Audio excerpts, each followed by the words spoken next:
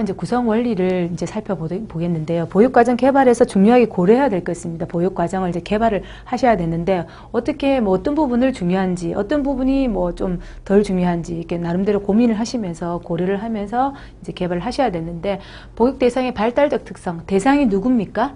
보육 대상이 0세에서 5세죠. 0세에서 5세입니다.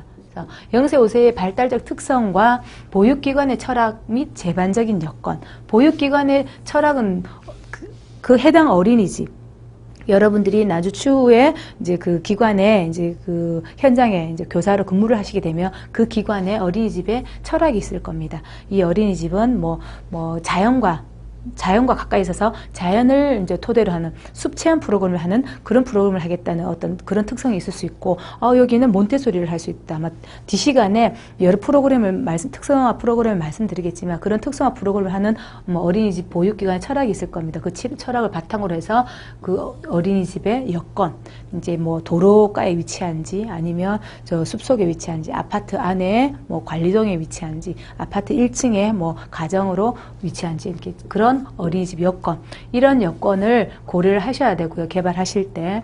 그리고 표준 보육 과정의 기본 방향, 이게 여러분들이 가장 지침이 되는 지침서가 표준 보육 과정인데, 표준 보육 과정의 기본 방향과 지침의 범위 내에서 이루어지도록 구성을 해야 됩니다. 이 범주에서 벗어나서 여러분들이 마음대로 작성하는 게 아닙니다. 왜냐하면 보육 과정은 국가 수준의 과정으로 지금 개발이 되었고 지금 진행이 되고 있기 때문에, 여러분들이 이런 표준 보육 과정 무시하고 내 나름대로 마음대로 뭐 구성을 하시면 모르겠습니다. 여러분들이 나중에 뭐 혼자서 뭐 단독으로 뭐 운영을 하신다 하면은 뭐 기관의 승인을 받아서 한다 치더라도, 이런 과정은 충분히 여러분들이 숙지하시고 이해하시고 이런 부분이 지침이 되어야 됩니다. 이런 부분을 배제하고는 현재는 저희 대한민국에서는 어린이집은 특수 어린이집으로 해당이 되겠죠. 그런 거 제가 아직 저는 경험해보지 않았는데, 일반적으로 전체적인 어린이집은 여러 가지 유형의 어린이집이더라도 표준 보육 과정에 관계되는 지침을 가지고 범위 내에서 구성을 한다 보시면 되고요.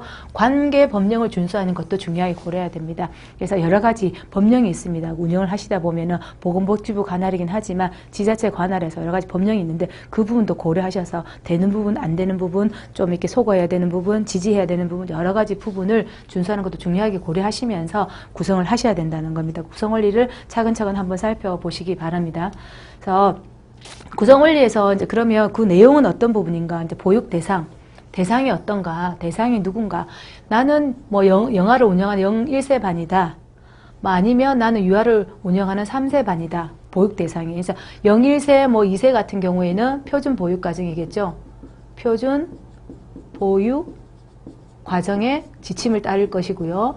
현재로 3세에서 5세는 누리 과정의 지침을 따를 것입니다. 그래서 보육 대상에 맞춰서, 연령에 맞춰서 구성을 해야 되는 거죠. 내가 지금 5세나 3세를 누리 과정을 아이들을 돌보고 있는데 표준 보육 과정에 맞는 영아 수준의 어떤 뭐 내용을 가지고 이제 구성을 하시면 조금 곤란하다는 거죠. 그래서 보육 대상을 반드시 고려하시고, 가정 환경 및 부모의 요구를 또 살펴보셔야 됩니다.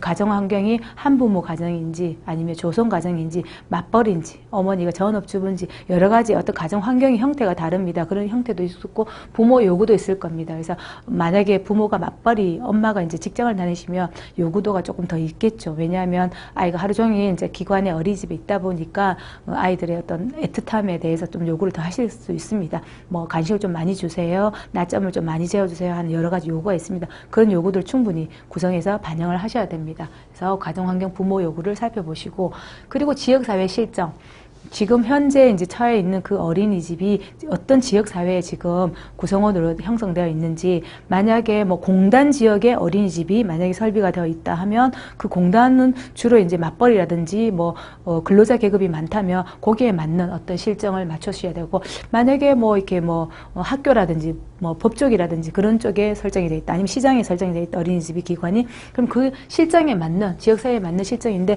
만약에 이제 시장에 어린이집이 있다고 하면 아마 늦게 장사를 하시는 분이 많다면 그 야간 보육도 좀 필요하실 수도 있겠죠. 그래서 그 실정도 구성에 좀 포함을 시켜야 된다는 겁니다. 그리고 편제, 어떤 편제인지, 반일반인지, 종일반인지, 정규반인지, 뭐 아니면 24시 운영하는 형태인지, 아니면 뭐 지금 우리는 토요일날 주말에도 가능한지, 이런 여러 가지 편제를 살펴볼 수 있고요. 어린이집 운영시간은 기본 시간이 아침 7시 반에서 오후 7시 반까지 네. 네, 이렇게 지금 하루 12시간 운영이 됩니다. 그렇지만 이런 부분은 어린이집 특성에 맞춰가지고 조절이 가능합니다. 그래서 민간, 사립 어린이집 같은 경우에는 특성에 맞춰서 하고, 이제 국공립이나 어린이집, 국공립이나 법인 이런, 기관은 주로 이제 요 시간에 맞춰서 거의 이제 운영이 되는 걸로 알고 있습니다. 그래서 그런 부분은 이제 탄력적으로 민간, 사립 같은 경우에는 할 수 있는 걸로 지금 알고 있는데, 어쨌든 어린이집 운영 시간은 7시 반에서 7시 반이다. 이렇게 하루 12시간이다 보시면 되고요. 학급당 원화수는 0세는 이제 3명까지 교사 1인당, 그리고 1세는 5명까지, 그리고 2세는 7명까지, 3세는 18명까지, 그리고 4세, 5세는 20명까지 이렇게 지금 교사 1인당 볼 수 있는 대상 영유아 숫자입니다. 그래서 이제 뭐 영세는 3명이지만 만약에 이제 교사가 교실이 넓다 이러면 영세가 2반이 들어갈 수 있겠죠. 그러면 교사 2명에 영세 6명이지만 이제 우리 어린이집에는 영세가 2명 있고 1세가 1명 있다. 이런 경우는 혼합반이 가능합니다. 혼합반 3명이기 때문에 가능한데 만약에 1세가 2명이다 이러면 혼합반은 안 됩니다. 왜냐하면 0세 하위 연령 기준에 맞춰서 0세가 아까 3명까지 된다 그랬죠. 하위 연령에 맞춰서 구성이 돼야 됩니다. 혼합반은 1, 2세 혼합반이다 그러면 영아수는 5명이 돼야 됩니다. 7명이 아니고. 그래서 하위 연령 정원에 맞춰서 구성이 돼야 되는 어떤 이제 학급당 원화수가 있습니다.